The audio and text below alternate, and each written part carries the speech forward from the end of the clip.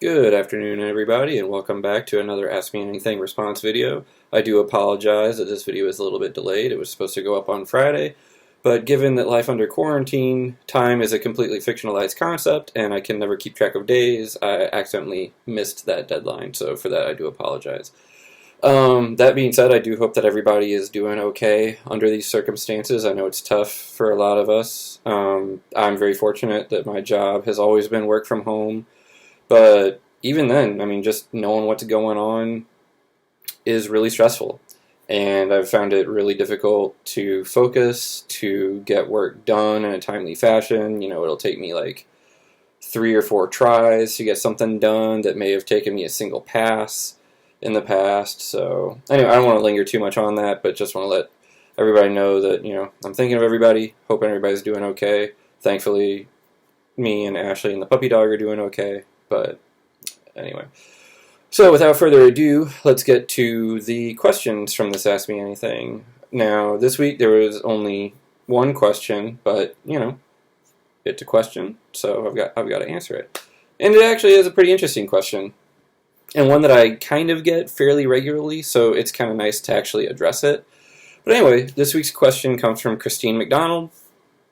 It's a little bit lengthy, so bear with me.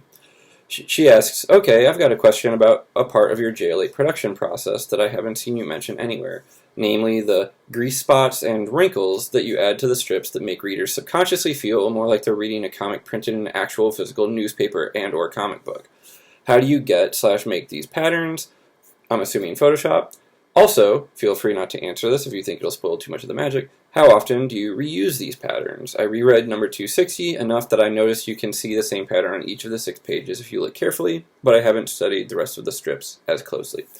So, this is kind of like a multi-part question, and I'll tackle it in that order. So the first things first is, the way I got them is a literal Google search. I just Google searched, I want to say newsprint. I mean, this was almost 10 years ago now that I did this. But yeah, either like newsprint or old paper, excuse me, or something to that effect. And I just found a decent number of like really high-res scans of just sheets of blank, kind of worn and torn paper. And then basically what I would do is I save those images, and then I would choose one of them at random. Maybe not at random, but I would choose one of them, and I would import that into the actual Photoshop file, the TIFF file. It's really easy. So in Photoshop, for those of you who aren't familiar, you can work in layers, right? So like layer 1 might just be like the pencil and inks, what you would call like line art layer. Another layer might be all the colors, so on and so forth. And obviously, something on a layer above another one is going to overlap that layer. So if I, if here's my hand on layer 2, and I put this hand on layer 1, this hand, like you can see, is going to cover the hand behind it. So anyway, now that quick little tutorial is out of the way, I would import the image, and the image takes up the entire frame, the entire field of view. And then literally all I would do is I would drop the opacity of that layer down to like 25%, something like that. I actually can't remember exactly what the percentage is. But yeah, I mean, it's literally, you're just kind of like looking through, pardon me, you're literally just looking through a kind of transparency of old paper. And I mean, there would be some times where I'd actually go into the image of the paper, and I would like adjust the levels, maybe make the darks a little bit darker, the lights a little bit lighter to kind of give it a little bit more punch or something like that. But it really is like a super, super straightforward,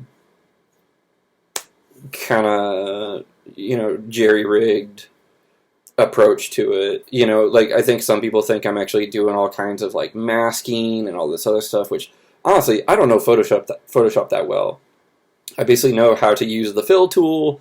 I know how to use the magic wand. I know how to like adjust opacities and stuff like that. But other than that, you know, it's all kind of Greek to me.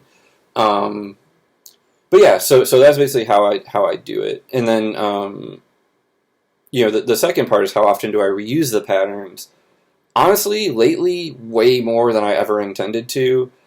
Part of it is honestly kind of laziness. It gets a little bit frustrating to have to go through and try and pick, you know, different ones for each and every new strip and all that. And also, you know, like I've kind of just, there's like one or two that I really like out of my file folder of different newsprint images, for lack of a better term. I do my best to at least like rotate them and flip them and stuff, so it's not literally the exact same image every time. But yeah, I'll admit I should be doing a better job of diversifying. It really is just a thing where I've gotten a little bit lazy about it, and that sucks because a lot of times the reason I get kind of lazy about it is because if you look at JL8 over the years, the coloring on JL8 has gotten a lot more,